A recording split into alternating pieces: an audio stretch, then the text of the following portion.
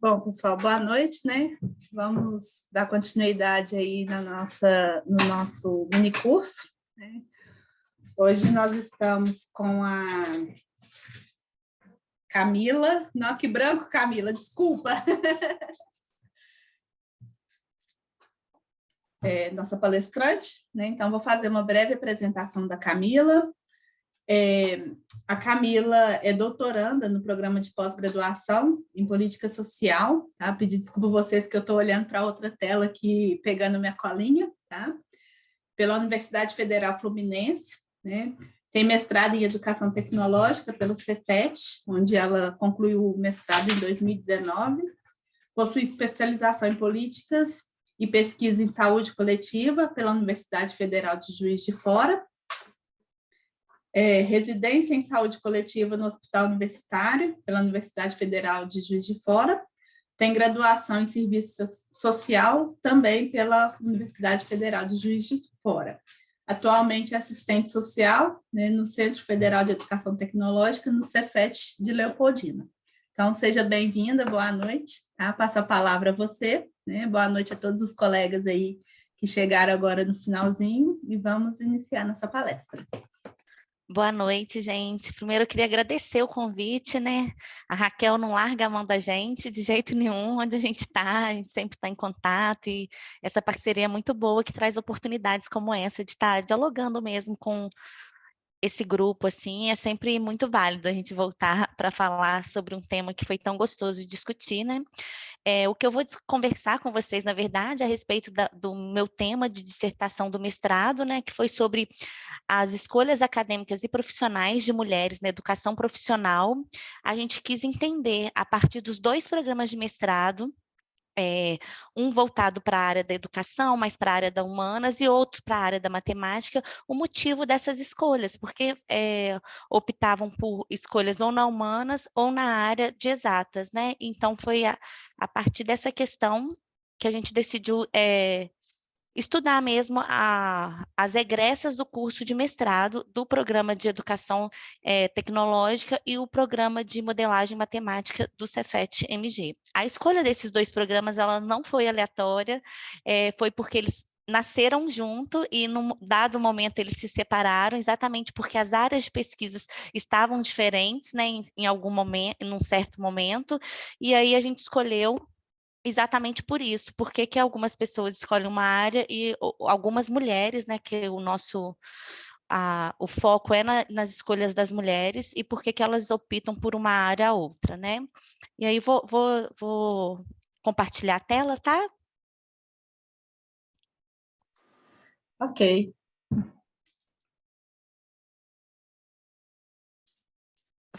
Tá para apresentação? Como que você está vendo? Não? Não, eu estou vendo com os slides no canto esquerdo. Tá. Eu vou fechar aqui, porque pelo que eu fiz da outra vez, eu tenho que deixar ele aberto lá.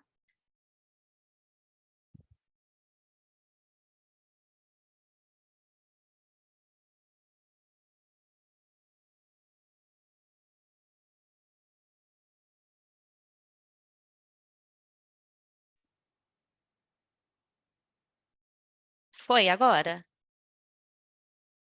Ainda não. Não? Não. Tá, você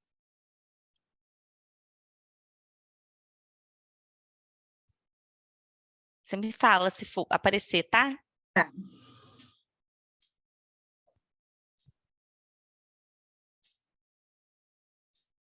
Da outra vez você clicou aí do lado dos Sim, 59% e deu certinho. deu. Eu tô clicando aqui de novo e não tá indo. Não sei se é meu computador que tá lento. O Marco Aurélio está falando para você abrir como janela, que aí lá tem a opção de apresentação. Ah, tá. Então vou lá de novo. Obrigado, Marco.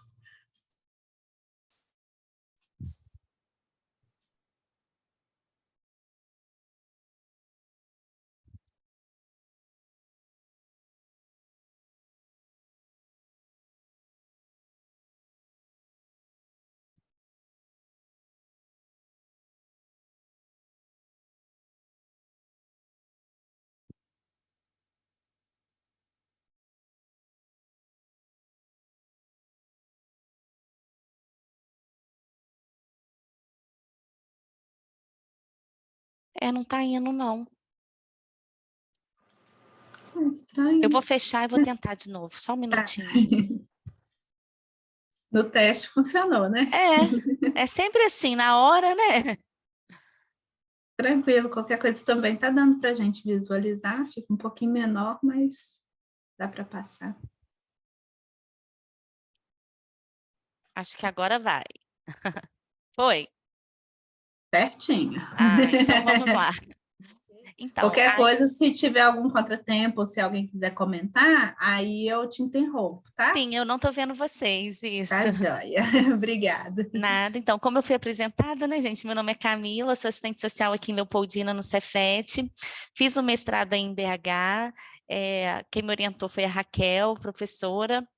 E aí a gente discutiu as escolhas acadêmicas e profissionais das mulheres na educação profissional.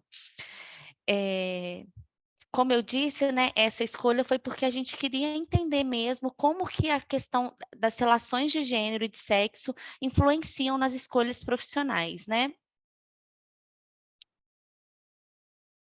Eu só não estou conseguindo passar o slide. Só um minutinho. Tem uma setinha no canto esquerdo embaixo aí, eu não sei se você clicar nela se Agora vai. eu vi. Foi. Obrigada, tá? De nada. E aí o nosso objetivo qual que era inicialmente, né? O que que a gente buscava? A partir das trajetórias das egressas dos dois programas de mestrado, um em Educação Tecnológica e o outro de Modelagem Matemática Computacional do Cefet, no período entre 2005 até 2016, compreender, né, como as relações sociais de sexo e gênero influenciaram nas escolhas e, a partir disso, quais foram os desafios, dificuldades e as estratégias de resistência para se alcançar a posição que elas estavam no mercado de trabalho naquele momento, né? A escolha dos anos de 2005 e 2016 foi porque em 2005 foi quando o programa se dividiu, transformando em dois, e até 2016 porque a gente teriam as turmas concluintes, então a gente pegaria todas as egressas até aquele momento. 2017 foi o ano que eu entrei, então a gente ainda estaria no curso, né? A gente não teria egressas dessa turma, né? E aí, o que a gente queria observar? Em que medida a divisão sexual do trabalho e as relações sociais de sexo e gênero influenciaram as escolhas tanto da trajetória acadêmica quanto da vida profissional dessas egressas dos dois programas de mestrado, levando em consideração que um é mais voltada para a área da humanas e outra para a área de exatas, né? E quais foram os desafios enfrentados por essas mulheres para se inserirem nessa profissão e ascenderem profissionalmente, porque muitas vezes a gente consegue até entrar, mas não assume cargos de chefia, confiança, e isso a gente vê muito na área das ciências e tecnologia, quando a gente analisa a participação das mulheres, né?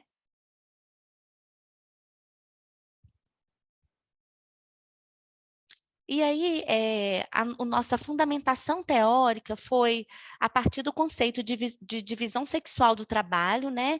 A gente utilizou muito no nosso trabalho a Helena Hirata e a Kergoá, e a partir desse conceito a gente estruturou todo o trabalho, né?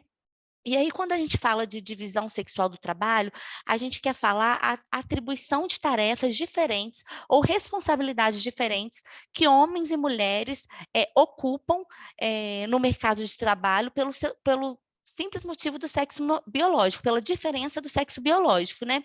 E do contrário do que muitas pessoas acreditam, né, que essa construção ela é biológica, a gente parte do pressuposto que é uma construção social, né, que é uma construção construída e modulada historicamente, né, e que as condições em que vivem homens e mulheres não são produtos unicamente biológicos, e sim construções sociais, né? Então, é a partir dessa premissa que a gente acredita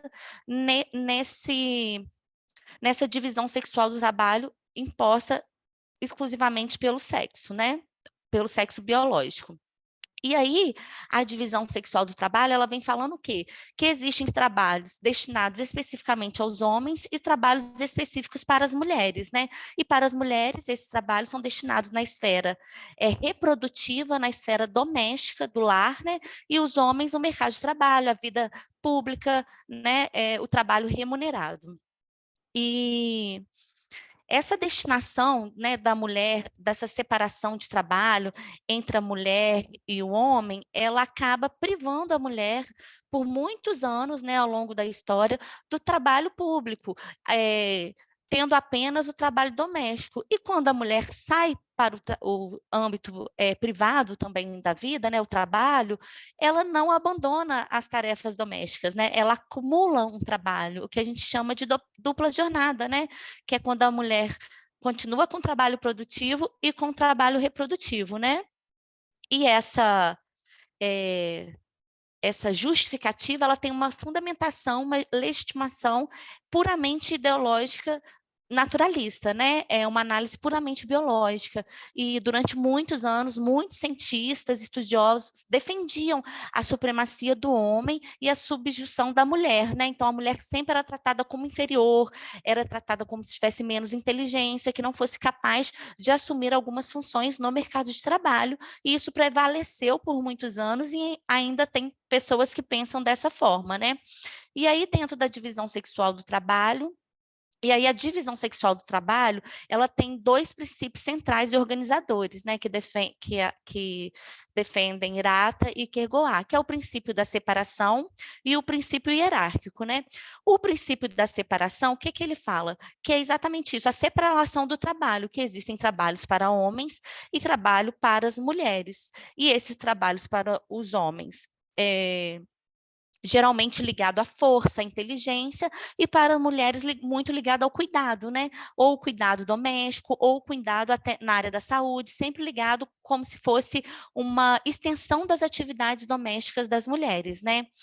E o outro princípio é o princípio hierarquia, que o trabalho do homem sempre tem um valor social e econômico do que o das mulheres. Então, assim, a gente vê muito essa diferença, essa divisão sexual no trabalho, a gente vê ela muito expressa nas ciências e tecnologia, exatamente por isso, porque é uma área muito valorizada e a presença do homem é muito forte, né? Então, assim, isso fica muito claro quando a gente analisa, pega estudiosos na área das ciências e tecnologia. E aí a gente vem falar um pouco mesmo sobre essa questão de relações de gênero na ciência e tecnologia. Segundo os dados do IBGE, a participação dos homens na área das ciências exatas, engenharias, é superior a 80%, sendo que as mulheres ainda continuam concentradas nas áreas humanas, né? E aí, quais são esses obstáculos, já que eles não têm lei que proíbe a mulher, os concursos hoje são públicos, né? Então, qualquer um pode tentar, mas quais são esses obstáculos que dificultam a presença das mulheres, né, nessa área, nas ciências e tecnologia, e quais são as dificuldades delas ascenderem, né, profissionalmente quando estão dentro da área, né? E aí a gente utilizou na pesquisa, né, o conceito de segregação vertical e horizontal, que é apresentado pela Olinto. E aí o que quer dizer isso, né? São duas metáforas, né, que ela usa na segregação vertical.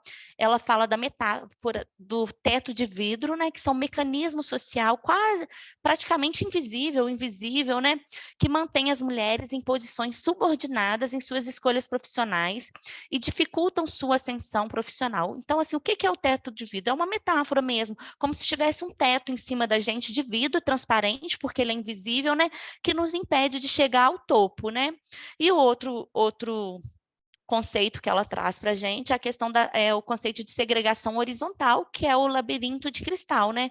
É um labirinto mesmo, a gente tem que, também é outra metáfora, né, que a gente pensa num labirinto que as mulheres têm vários desafios para ir chegando no final do labirinto, né? Seja a maternidade, seja o casamento, seja o lar, seja os trabalhos domésticos, né? E são os obstáculos encontrados nas escolhas das mulheres, tanto para escolher uma profissão, né? Porque muitas vezes a gente escolhe aquela profissão que nos permite coincidir com as atividades domésticas, né?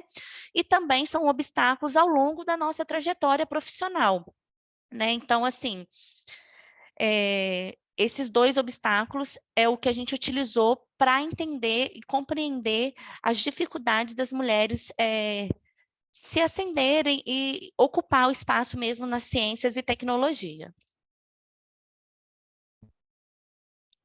E aí a gente também faz, como a gente analisou os dois programas, e o programa de educação tecnológica, a maioria das egressas vinham de formações na docência, e aí a gente quis entender também as mulheres na educação, é uma escolha ou é vocação, né? Porque existe muito discurso assim na docência, eu tenho um dom, eu dou aula porque é um dom que eu tenho, né? Eu amo crianças, eu dou aula por amor, né? E aí a gente quis entender que amor é esse, como assim, né?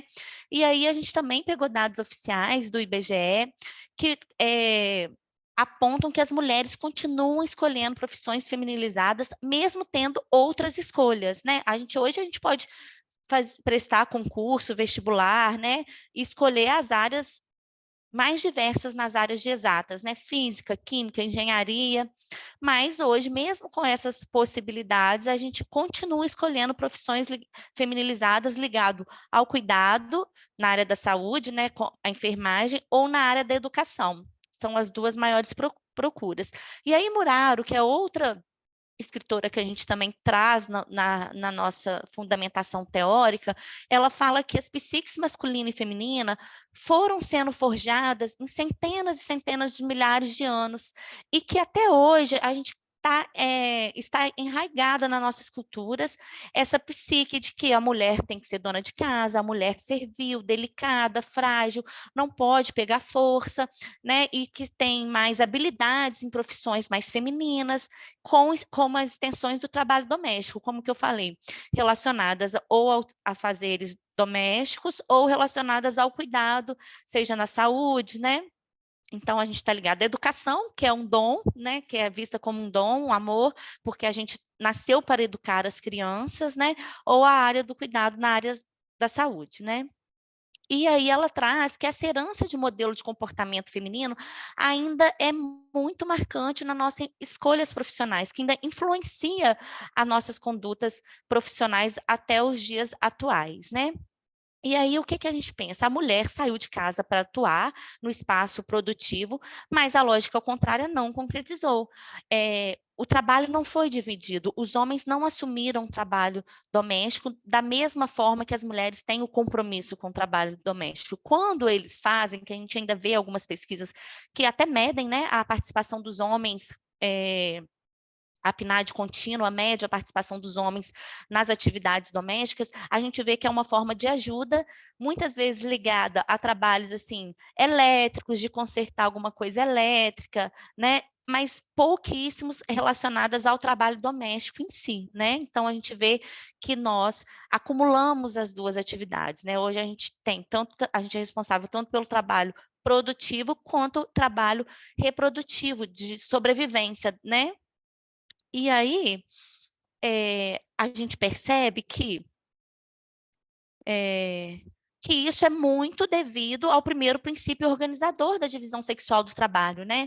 Que é a separação, que existem trabalho para homens e trabalhos para as mulheres, né? A mulher sempre foi vista naturalmente inclinada ao trato com crianças, na educação, na saúde, como se fosse um dom natural, né? E sendo mais adequado para ela esse tipo de trabalho. A gente escuta isso até hoje, né?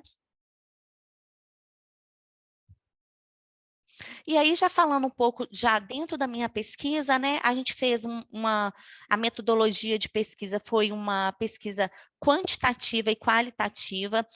Na parte quantitativa, a gente analisou quase 500 curriculates de todos os egressos dos programas no período de 2005 a 2016. A gente teve que excluir alguns por falta de informação ou por não ter concluído, porque o conceito de egresso que a gente utilizou também era o egresso que concluiu o mestrado. Então, assim, a gente teve que excluir alguns curriculates por conta disso, pelo conceito que a gente pegou de egresso concluinte, e por alguns não estar completo, atualizado, não tem informação. Então, desses 500 e poucos que a gente analisou, a gente utilizou 453, olhando tanto os homens e tantas as mulheres dessa forma, assim, mais geral. E aí, dessa análise, a gente selecionou, vamos dizer assim, o perfil das mulheres que a gente gostaria de fazer as entrevistas. E aí, no caso, a gente escolheu 8 mulheres que estavam em programas de doutorado, porque a gente queria aquelas mulheres que estivessem dando continuidade nos estudos, para a gente saber se ela manteve a área de escolha, se ela trocou de área, se ela estava na educação e foi para outra área e vice-versa, e também para tentar pegar dos 2 programas. Então, a gente escolheu 8 mulheres, e depois também por acessibilidade, por quem a gente conseguia ter acesso. Por exemplo, tinha algumas que moravam fora do Brasil, então a entrevista já foi mais dificultada. Teve uma que morava em outro país, a gente fez online, foi a única online, as outras todas foram entrevistas presenciais. E aí, a partir disso, eu vou apresentar os dados para vocês. Primeiro, a gente pegou um dado para entender, assim, como que é a formação dos professores dos 2 mestrados, né? Qual que é a participação, né? E aí a gente quis entender primeiro nos docentes, e aí a gente só fez uma análise puramente quantitativa, e aí a partir desse dado a gente já percebeu que realmente nos 2 programas existe uma clivagem de gênero muito clara quando a gente percebe a presença dos professores, né? Eu vou usar o termo matemática para falar do mestrado de exatas, e educação, do mestrado em educação tecnológica, só para facilitar mesmo, tá? E aí, no mestrado de matemática, eram, até a época que a gente fez, né, 2017, 18 professores e apenas 2 professoras. Já no de educação era bem mais balançado, né? A gente tinha 10 professoras e 7 professores. Então, por aí a gente vê como a participação das mulheres já é bem menor na área, mesmo que seja na educação, mas se ela for na área de exatas, né? E essa clivagem de gênero a gente também observou entre os discentes, né? No total de 453 currículos Lattes analisados, 208 egressos era da matemática e 245 da educação. E desses da matemática, 208, apenas 66 eram mulheres, 154 eram homens. Então, assim, a grande maioria é formada por homens, né, que concluíram o mestrado, e o contrário acontece na educação. A gente tem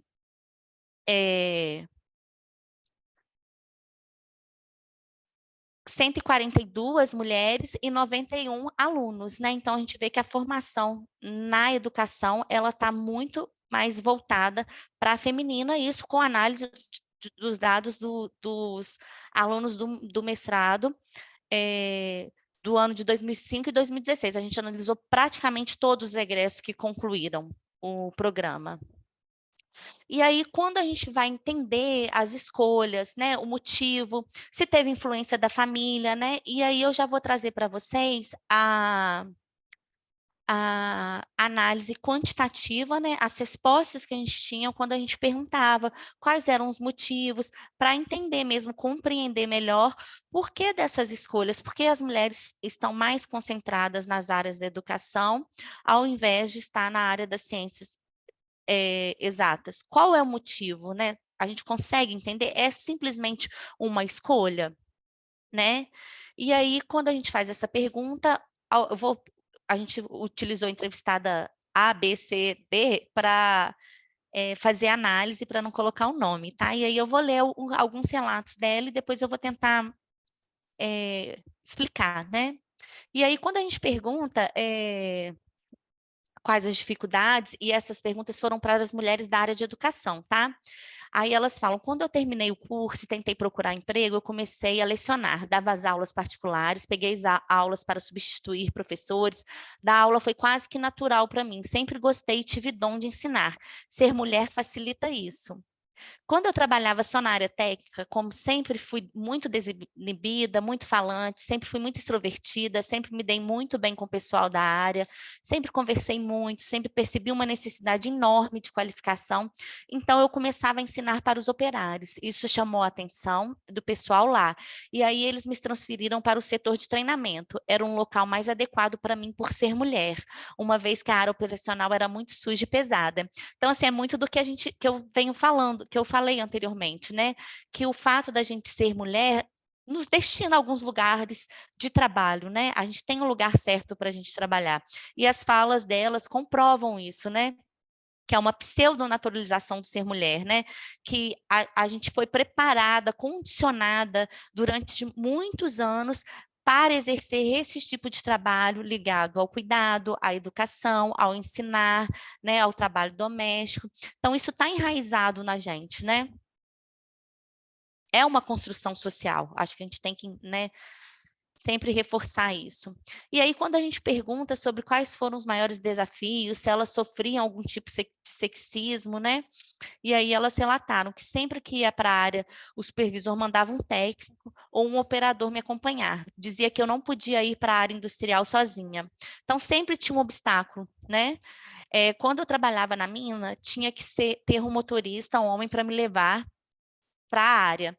Eu nunca podia dirigir o carro da empresa, embora fosse habilitada, e isso fosse uma exigência do meu cargo, mas os gerentes não deixavam, sempre ia com o motorista dirigindo.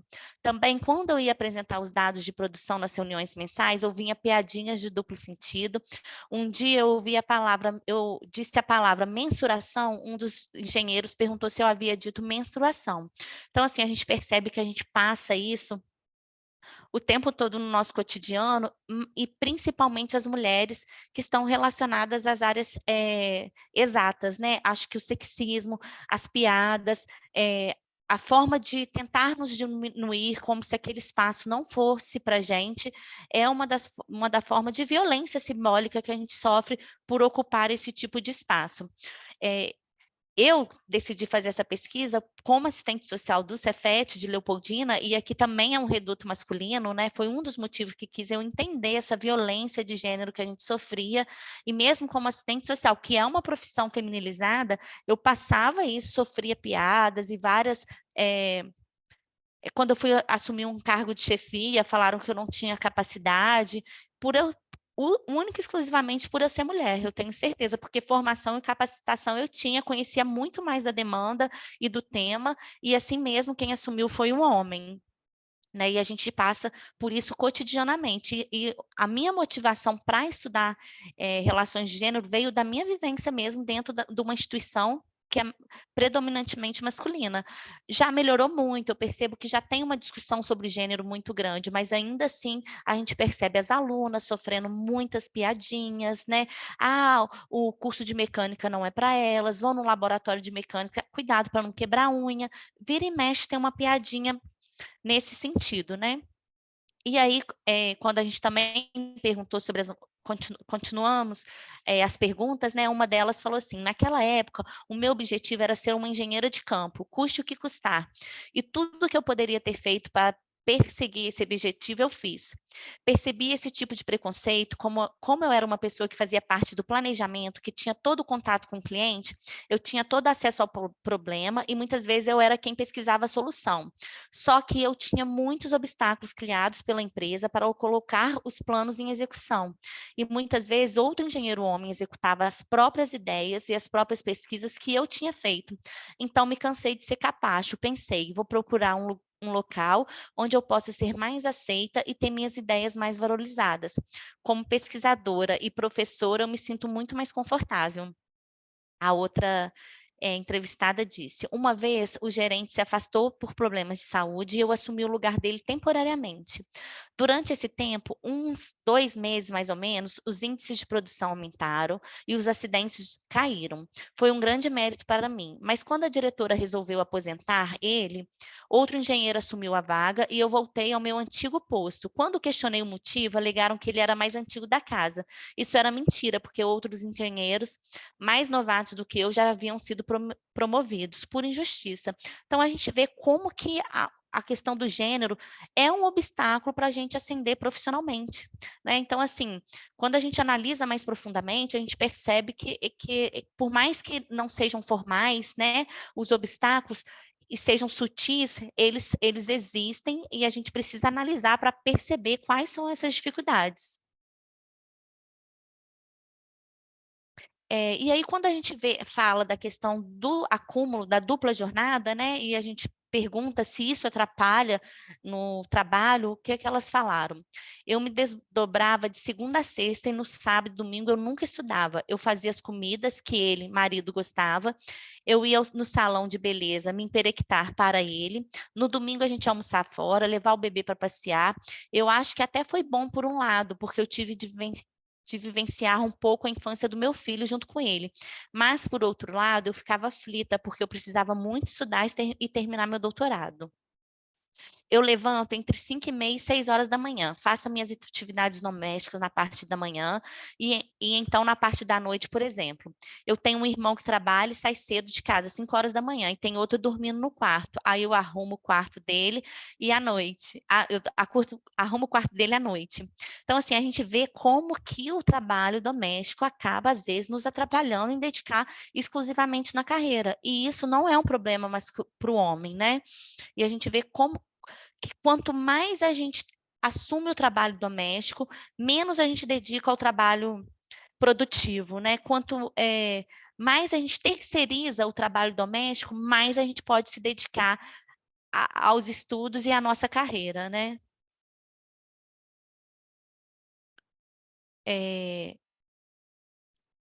Continuando, né, sobre as escolhas, a influência da família, aqui a gente perguntou se a família influenciou na escolha, né?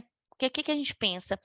Quando tem alguém da família que é ligado à matemática, a gente pressupôs que poderia influenciar essa pessoa a quebrar barreiras, né? Porque ela já teve contato com essa profissão. E aí, quando a gente perguntou isso para uma da entrevistada, ela falou: total, completamente. Eu fui levada às minhas escolhas pelos meus pais. Eu tenho certeza disso. Minha família é toda de exatas, todo mundo é engenheiro, matemática.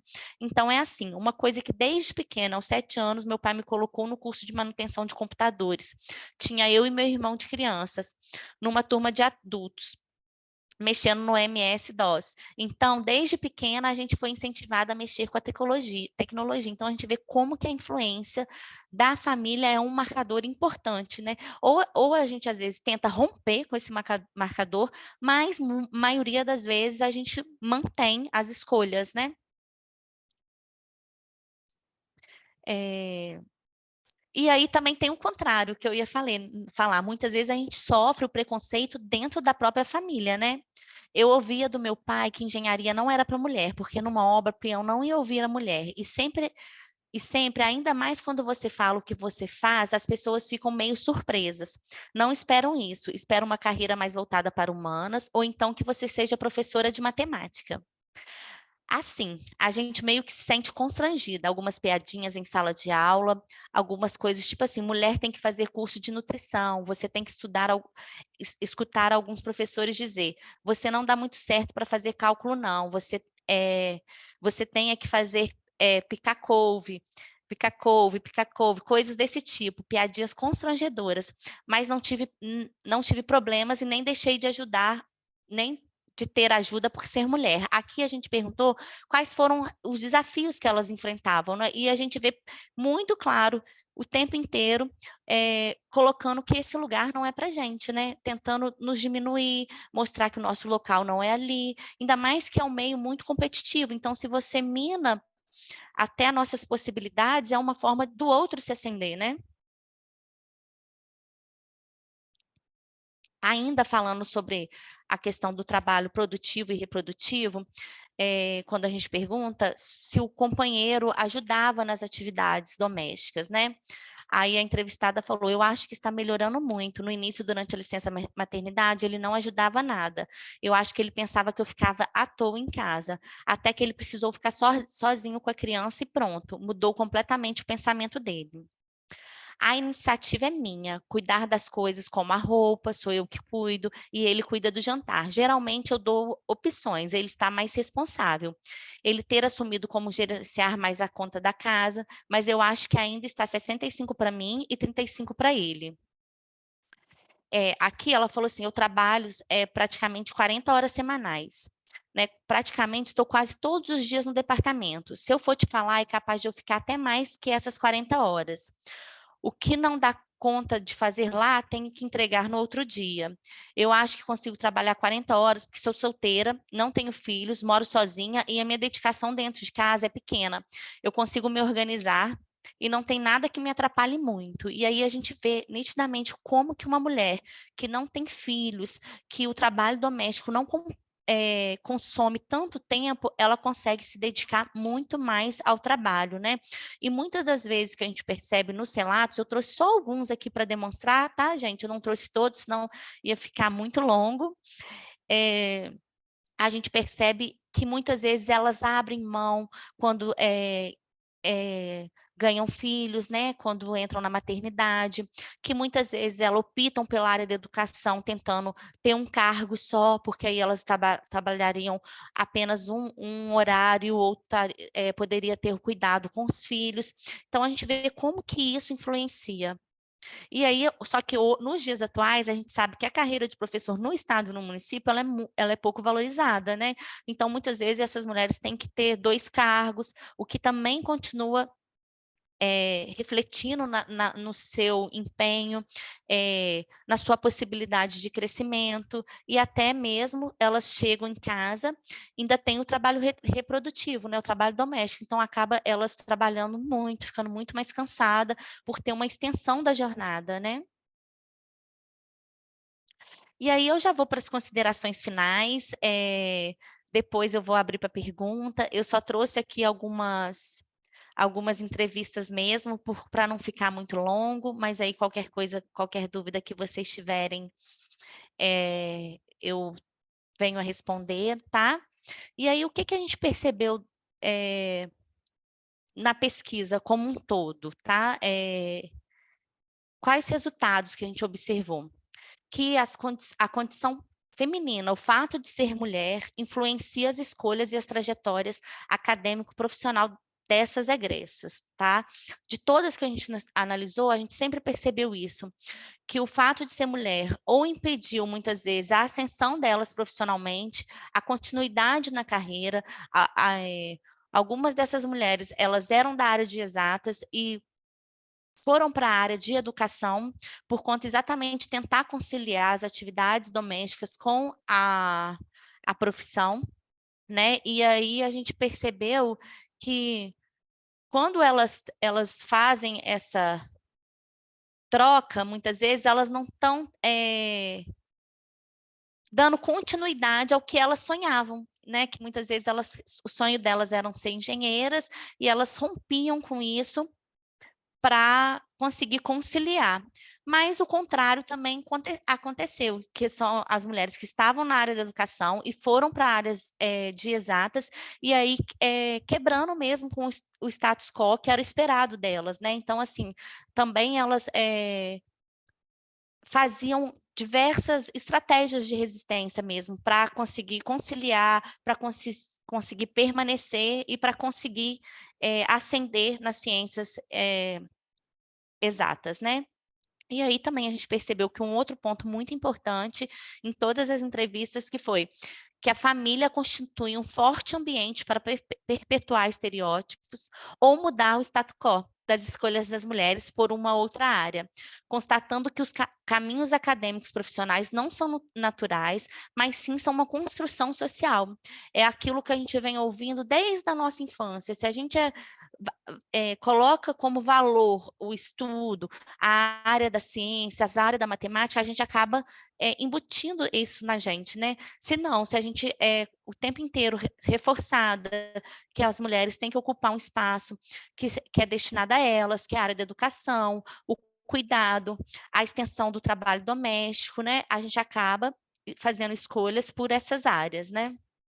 E aí também, com nossa pesquisa quantitativa, a gente viu que o número de mulheres nas áreas humanas é consideravelmente superior ao dos homens, e o inverso não se dá nas ciências e tecnologias, ou seja, por mais que a gente tenha várias escolhas, a gente continua optando por áreas que tenham alguma ligação com o fato da gente ser mulher, né? Seja por nosso cuidado, seja pelo dom, ou seja pela extensão das atividades domésticas, né? a escolha da área de atuação está diretamente relacionada com a conciliação do trabalho doméstico. Foi o que eu falei anterior. A gente tenta buscar algumas atividades que nos possibilita conciliar. Então, muitas vezes a gente tem alguns trabalhos mais precários em termos assim de trabalhar meio expediente, né? Porque é o que a gente pode. Às vezes a gente tem que tomar conta da criança, a gente não tem acesso a uma outra pessoa para nos ajudar no trabalho doméstico, né? Então a gente acaba escolhendo, optando por áreas que nos permite conciliar esses dois trabalhos, o doméstico e o produtivo, né? Ao mesmo tempo, a gente também tem percebido, e a partir da análise a gente chegou a essa conclusão, que cada vez mais mulheres rompem com estereótipos e ocupam um espaço que até então era predominantemente masculino. Quando a gente foi estudar o caso da inserção das mulheres na educação profissional, a gente viu que até a década de 70 era praticamente inexistente a presença das mulheres nas áreas da educação profissional, e principalmente aqui no Cefet. Eram pouquíssimas alunas que estudavam no Cefet. Né? E aí a gente vê que hoje essa presença já aumentou muito, né? A gente ainda tem já tem uma presença feminina grande nos cursos técnicos, né?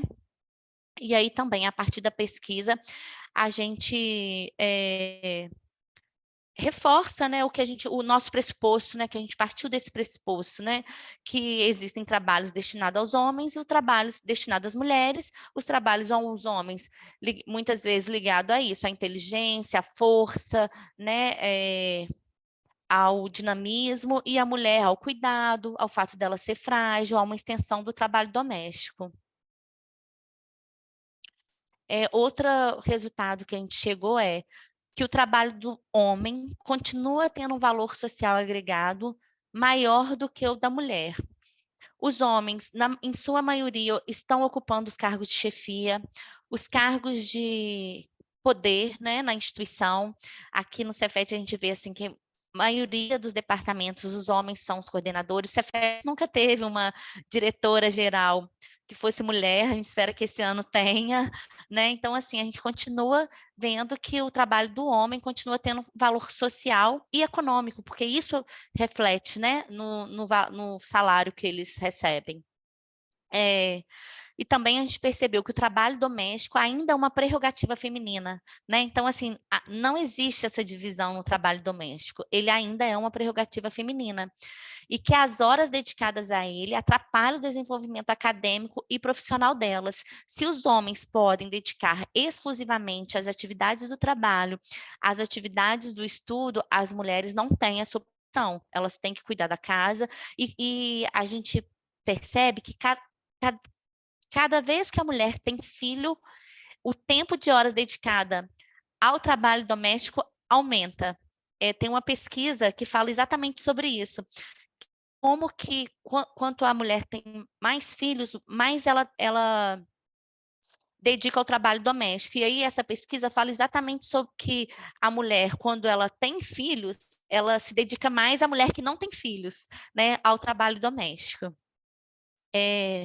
Na pesquisa também a gente chegou à conclusão que a desigualdade da divisão do trabalho ainda é enorme, né? É exacerbada.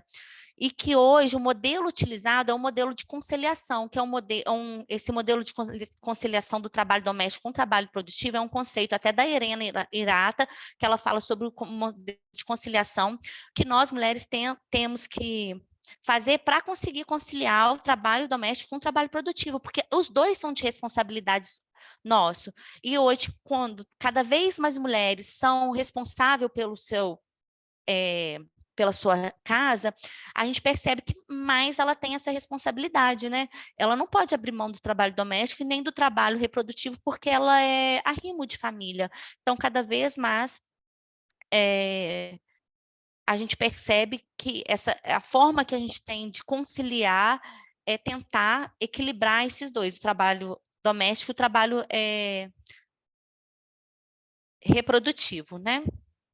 E aí, né, o que a gente percebe é que o sacrifício da vida profissional em favor da maternidade e do cuidado com a prole e da casa, isso é um fator determinante gente pergunta, por exemplo, teve uma entrevistada que falou assim que quando ela saiu de licença, ela perdeu um cargo que ela tinha, né? E acaba assim que quando você quer ser mãe, você sabe do que no seu trabalho pode ser prejudicada, né?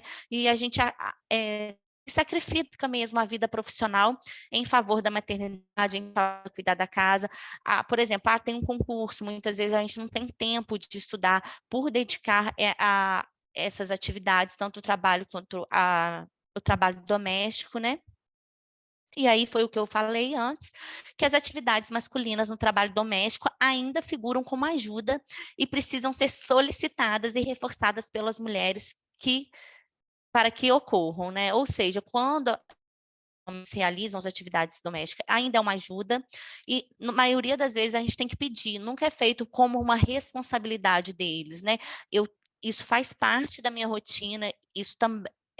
Para eu conseguir trabalhar, eu preciso do trabalho reprodutivo, só que eles não percebem isso, então a gente tem que pedir, então mesmo quando a gente tem ajuda, a gerência do lar ainda é de responsabilidade das mulheres, delegando as atividades, o que tem que fazer, para pagar conta.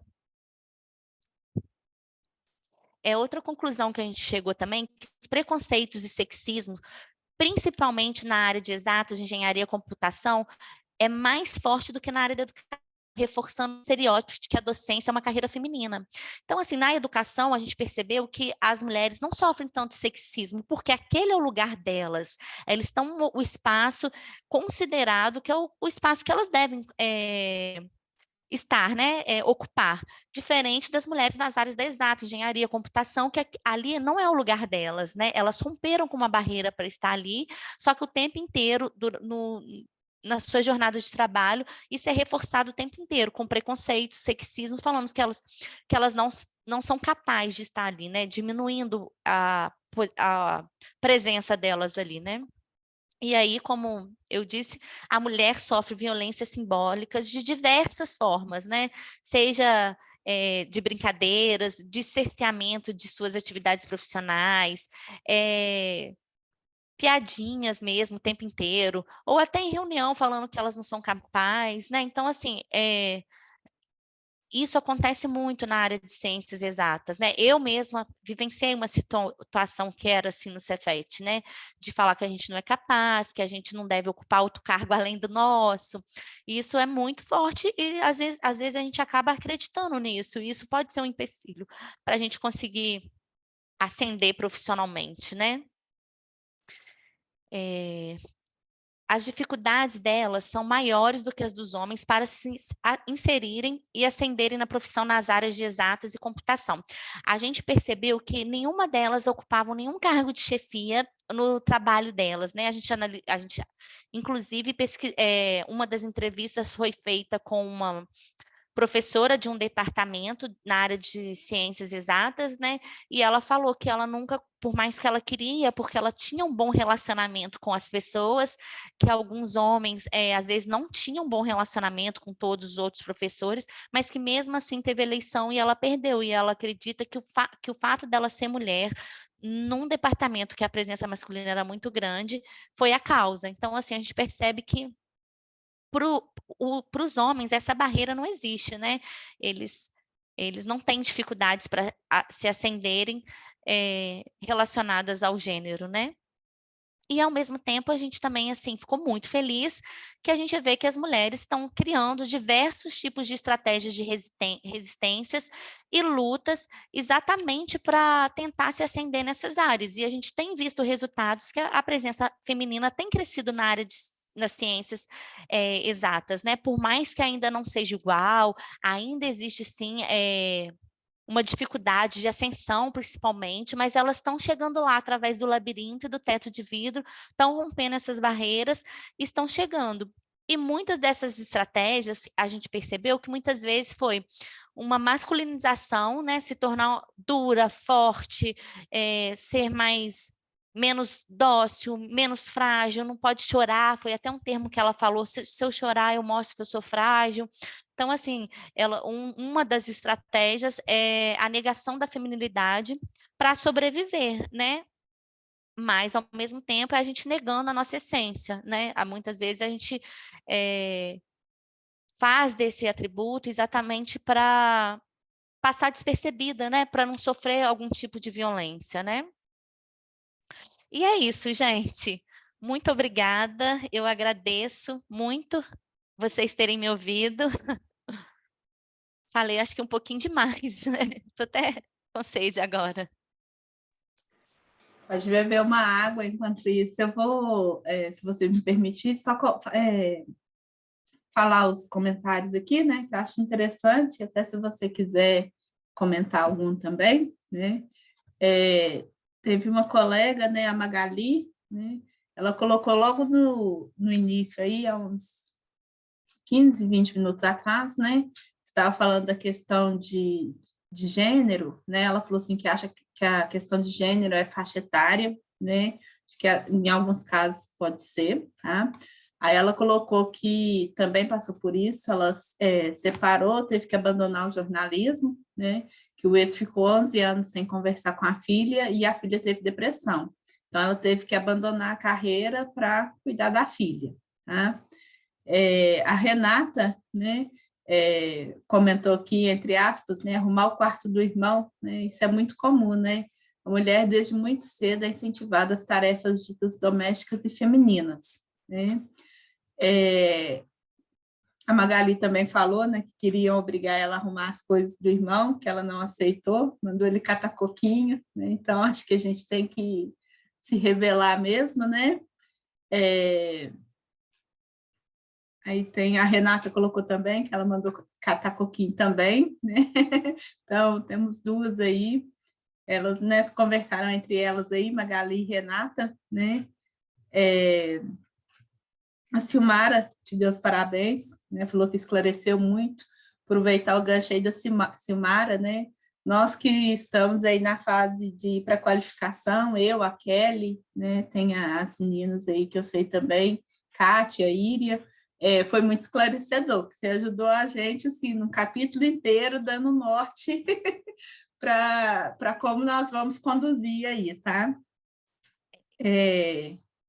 Então, só para falar, eu também, minha mãe sempre me obrigava a arrumar as coisas do meu irmão e eu achava que era natural, eu nunca questionei, né? Porque a gente foi criado para os meninos não podiam arrumar cama, né? E a questão da idade, eu acho que tem uma questão de gênero na idade que é muito assim, que é muito invisível, porque, por exemplo, as mulheres sempre ou são jovens demais para ocupar determinados cargos, ou são velhas demais para ocupar determinados cargos. Os homens não têm idade, né? Os homens velhos são mais experientes e os jovens são desafiadores, né? Então, assim, até nisso, na questão da idade, o sexismo pega muito para nós mulheres, né? Sim, aproveitando o gancho aí, né? Você comentou do irmão, eu também passei por isso, mesmo meu irmão sendo mais velho, e eu nunca aceitei, né? E aí a conclusão foi que depois de 20 anos de casado, meu irmão separou e hoje ele faz de tudo, né? Ah. Então, tem até essa questão também, né? É porque a gente fala assim, né? Essa questão do ambiente doméstico, da construção social, como que ela influencia, né? E como eu acho que isso vai mudar um dia, né? Eu espero, a gente espera, né? Que o trabalho doméstico não seja só responsabilidade nossa, mas isso é muito construção social. Eu tenho um conhecido, por exemplo, que a mãe dele, desde pequeno, ele sempre, para ele, o trabalho doméstico é dele. Tipo assim, a esposa trabalha fora, ele também trabalha, mas ele que fica com as obrigações domésticas. Então, assim, a gente vê que é uma construção social mesmo. Igual é construído que azul é de homens, rosa é de mulheres, né? Cor não tem gênero, né? Então, assim, é tudo uma construção social, né? Eu acredito que a gente também evolua e que a gente mude esse status que a gente tem hoje, né? Claro que é dificílimo, eu acho assim que em 100 anos a gente vai, né? Mas se a gente pensar que da Passos década de de 70, formiguinha, né? sim, mas se a gente pensar que da década de 70 até hoje, a gente já evoluiu muito, né? Há 100 anos atrás, menos de 100 anos atrás, a gente não tinha o direito ao voto, né? A gente foi ter o direito ao voto em 1930. Então, assim, a gente percebe que aos pouquinhos a gente está conseguindo o nosso espaço e hoje muita gente fala assim, mas as mulheres já conseguiram igualdade, hoje não existe essa diferença mais, as mulheres podem tudo. Realmente, em algumas áreas a gente avançou muito, mas a gente percebe que algumas áreas do conhecimento ainda tem muito que avançar, ainda é reduto masculino, né? Com certeza. A Kelly falou que você não falou demais, tá? A Adriana dando os parabéns, falou que foi ótima. A Renata agradecendo.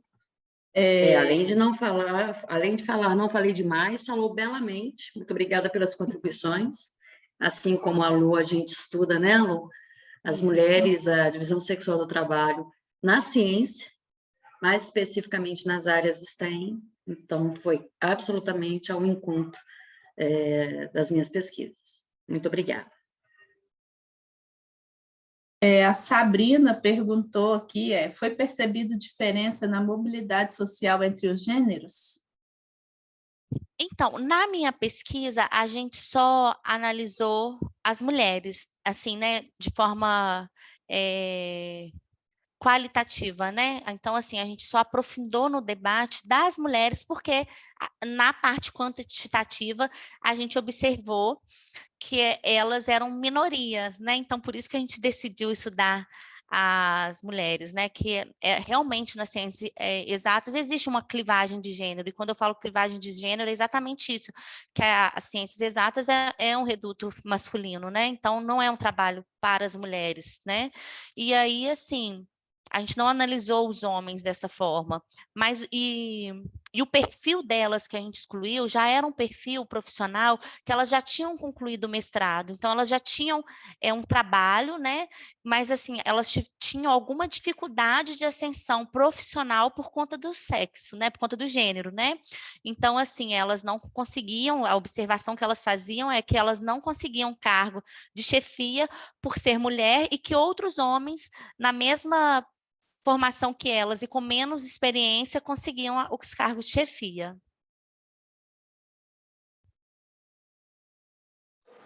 Ok. Se alguém quiser abrir o microfone, a professora Sabina, se quiser fazer algum comentário, pessoal da formação docente, né? E aí já vou aproveitar já falar para o pessoal preparar para abrir a câmera. Fotinha. Eu quero parabenizar a Camila. Infelizmente, né, esse filme todas nós assistimos diariamente, né? Lamentavelmente, é um filme que a gente participa diariamente, né? A nossa jornada dupla, as nossas obrigações domésticas, sempre se sobrepondo às nossas obrigações profissionais. Então, é uma triste realidade. Já avançamos muito, né? As mulheres já conseguiram uma série de conquistas, mas ainda temos muitíssimo a conquistar, né? As mulheres do futuro, né? Nós estamos batalhando, né? Que elas consigam superar as imensas dificuldades que nós ainda enfrentamos, né? Então, infelizmente, é uma realidade. Os dados da pesquisa da Camila 2016, né, Camila? Mas, se fizer uma pesquisa de 2016 até então, continuamos na mesma situação, se não pior, né? Porque nós não podemos esquecer os 2 anos de pandemia, enquanto que as mulheres, né, foram penalizadas, né, com isso. Ontem, dia 4, passou, né, na Câmara dos Deputados um projeto de lei proposto pelo governo Lula, que multa, né, as empresas quando pagarem salários diferentes para homens e mulheres que ocupam a mesma atividade. E agora isso vai para o Senado e depois vai a sanção, né, do presidente. Então, olha que loucura, né? Há uma legislação trabalhista, né, na CLT que não está dizendo ali que o salário de mulher e de homem tem que ser diferente, não. Funções iguais, mesmo salário, mas tem que se passar para além, né, complementando essa legislação que já existe, uma outra para punir, cuja punição não necessariamente a ameaça da punição não necessariamente vai mudar o quadro, né? Então, assim, é um negócio muito complicado, muitíssimo complicado. É uma situação muito complicada. E se a gente pensa, né, a situação das mulheres não ocidentais, né, a coisa ainda é pior, né? Assim, para nós chega a ser um negócio quase que inconcebível, como que hoje, né, nós mulheres do Ocidente, como que hoje ainda há mulheres vivendo uma situação de subalternidade, de inferioridade, como a gente encontra em algumas culturas, em alguns países, né? Então, é uma luta nossa diária, pelo nosso lugar ao sol, ou à sombra, né? Porque sol nasceu para todos, a sombra para quem merece, né? Como diz o ditado. Ok, parabéns, Camila. Obrigada. E por isso que é tão importante os estudos sobre gênero, né, gente? Porque a gente Claro, só com tem essas certeza. informações, né? Porque é tão sutil, invisível, que quando a gente sofre alguma violência simbólica, algum tipo de sexismo, a gente muitas vezes nem percebe, porque isso está tão enraizado e que é muito difícil a gente chegar a essa análise. Eu só fui perceber que o que aconteceu comigo aqui no Cefet, porque foi num auditório muito grande, quando eu fiz uma disciplina sobre gênero, até na época quem deu foi a Adélia, que é a professora do programa também. E aí eu falei assim, gente, foi por isso, foi só por isso, porque, tipo assim, eu era qualificada, eu tinha experiência na área, então, assim, e aí a gente custa perceber. Então, é muito importante a gente fazer estudos sobre o nosso trabalho, sobre a nossa rotina. Existe um grupo de pesquisa hoje no Brasil que estuda muito o trabalho doméstico, né? É uma proposta até do IBGE mensurar as horas dedicadas ao trabalho doméstico, porque é muito difícil a gente mensurar, porque se você parar para pensar, o trabalho doméstico, o trabalho reprodutivo, ele é o trabalho que garante o trabalho produtivo, a sobrevivência, a continuidade da espécie, né? Então, assim, tem países já que estão avançando na legislação, inclusive de remunerar esse trabalho doméstico, né? Então, é uma discussão ainda que alguns países já fazem, mas a Argentina, por exemplo, né? Mas que a gente ainda nem pensa, porque a gente não tem nenhum sistema governamental que consegue medir as horas do trabalho doméstico das mulheres brasileiras, porque isso está tão enraizado na gente que é algo natural. E não é só para a gente assumir esse compromisso de sobrevivência, né? Você chamou atenção para uma questão muito importante, Camila. Ontem eu estava participando de um evento do Cefet, que terminou hoje, inclusive, no final da manhã, e a gente estava conversando, eu e a Adélia, nós estávamos conversando com um professor negro do Cefet, e aí ele estava comentando, a gente estava falando sobre a questão de preconceitos, né? Preconceito racial, aquela coisa toda, e aí ele comentou que ele fez uma parte do doutorado dele em Portugal, junto com vários colegas, vários professores, e aí os professores brancos falando assim, nossa, que o brasileiro sofre muito preconceito em Portugal, né? Os portugueses são muito críticos aos brasileiros no modo de falar, no nosso sotaque, aquela coisa toda. E aí perguntaram para ele assim, você tem sofrido muito preconceito aqui? Aí ele disse, olha, não. Sabe por quê?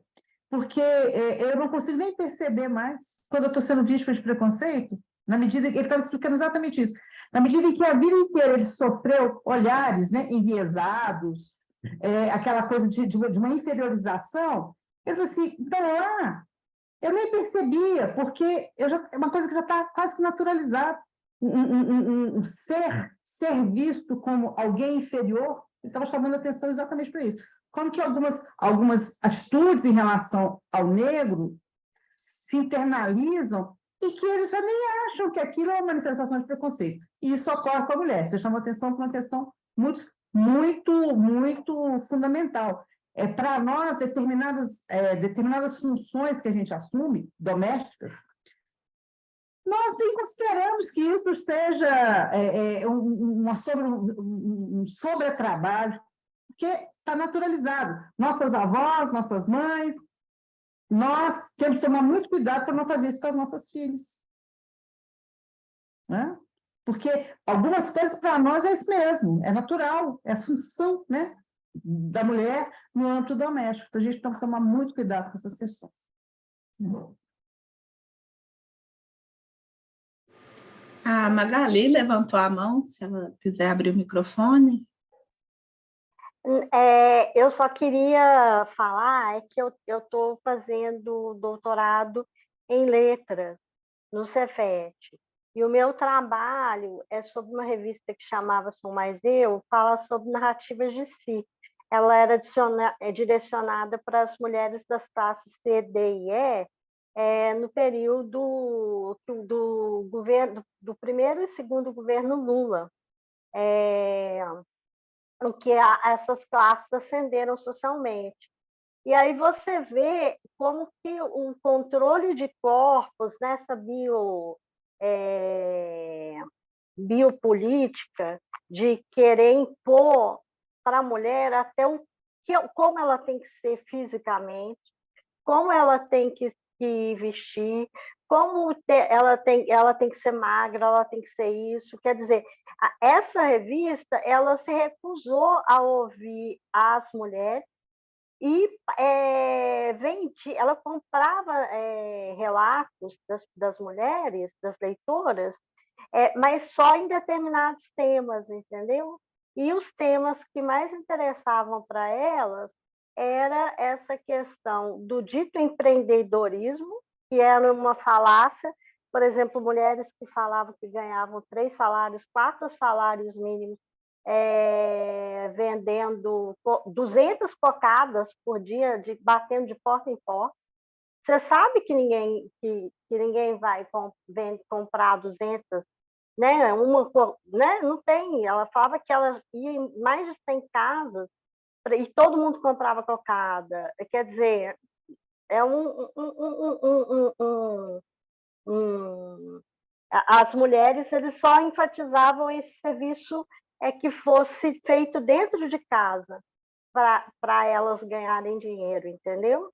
E impunham essa questão da gordofobia, né? Você tem que ser magra, você tem que vestir desse jeito.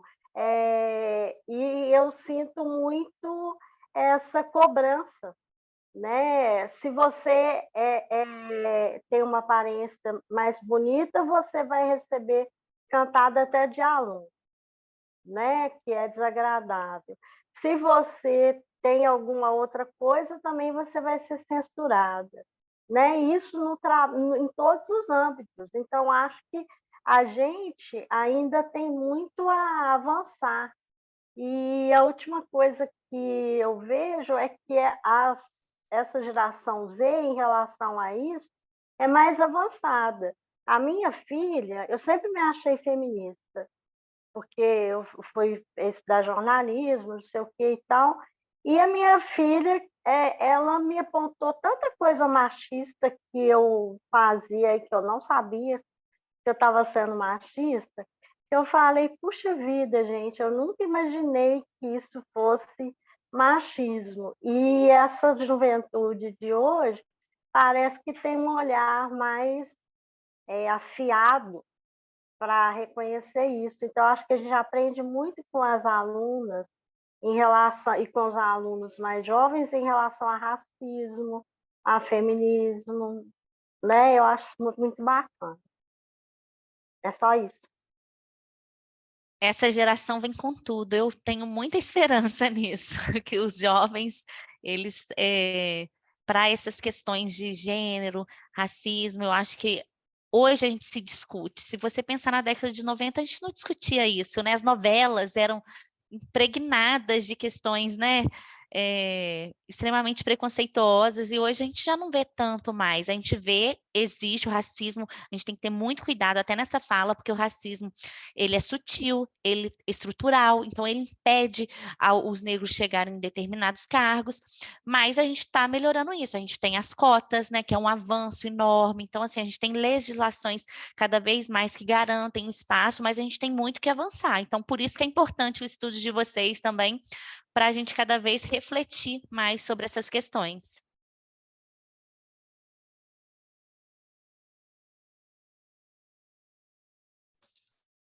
Pode ficar tranquila, a Magali colocou aí que não consegue abaixar a mão. Vou até confirmar aqui se tem mais alguém para falar alguma coisa. Lu, desculpa, eu não consegui levantar a mão. Ah, tá. E eu tô assim, eu não sei se eu pergunto a Kelly se ela quer levantar a mão ou se ela está pedindo alguém para esperar do outro lado da tela. Não, desculpa. Não, é interessante, foi uma última fala, porque, primeiro, da professora Sabina, é o famoso que hoje está em voga, que é o estrutural, né, que as pessoas nem percebem que estão sendo vítimas de racismo, seja ele a discriminação ou as questões sexistas. E a outra fala também que bom que essa geração está vindo com essa questão mais forte, e eu também, eu lembro do meu namorado, não tem muito tempo, coisa de 6 anos atrás apenas, porque eu falava assim, o meu irmão fala que eu sou igual homem, que eu tenho atitudes assim, que eu faço e aconteço. Aí ele, então você tem que falar que você é uma mulher forte de atitude, porque igual homem, mulher não é também? Então, e está tão próximo, né? Tem só 6 anos, você não é uma mulher igual um homem, você é uma mulher forte. E a história aí que a última pessoa falou, desculpa, eu não me lembro o nome, Magali, perdão, da beleza, né? E eu não faz muitas horas que eu escrevi um pouquinho dos mitos à matemática. As matemáticas são mulheres pouco interessantes, são mulheres feias, assim como as físicas. Então, é como que tudo vai casando, né? Como tudo, a construção social vai fechando esse cerco, e a gente realmente, eu vi no chat, e realmente que a luta não para, a gente precisa cada vez mais desconstruir isso, e assim como eu recebi advertências, e não fala mais isso está errado, a gente precisa construir para que isso ultrapasse e que passe para outras pessoas. Muito obrigada, viu, Camila? Muito obrigada por todas que falaram, que me ajudou bastante. Então, vamos lá para a nossa fotinha.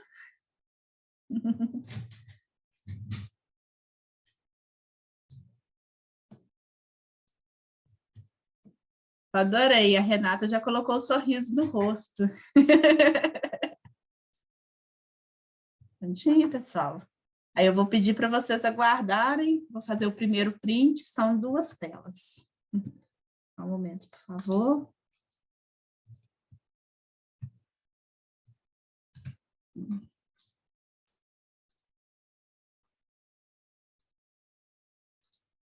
A segunda. Deixa eu conferir se ficou ok. Ok. Só para encerrar o ciclo se fechando aí, né? Acho que foi a professora Sabine que falou da próxima geração já mudando, que aprende com os filhos. Minha filha está aqui do lado, 9 anos. Aí ela perguntou, mamãe, o que você aprende comigo? Então, essa construção, e ela sempre questiona, né? Às vezes eu peço, filho, me ajuda na cozinha, né? Aí ela fala, mamãe, se você tivesse um filho homem, será que você estaria pedindo ajuda toda hora, né? Então, assim, é essa construção, acho que essa geração vai avançar bem mais, né? Nós fomos em passos de formiguinha, né? Acho que a próxima geração aí vai ser bem mais rápido. Tá? Lembrar, né, que nosso próximo encontro será no dia 2 de junho, então vamos ficar aí 3 semanas sem se ver, né, que foram 2 semanas consecutivas, tá? Agradecer a todos, né, pela paciência, a Camila, mais uma vez, muitíssimo obrigada, a professora Sabine, né, os demais colegas, tá? Tenham todos aí um bom final de semana e até o dia 2 de junho. Isso, boa noite a todos. Tchau, gente, obrigada, tchau. viu? Tchau. Foi ótimo. Tchau. Foi mesmo, boa noite, muito obrigada, gente. Boa noite. Tchau, boa noite. Boa noite.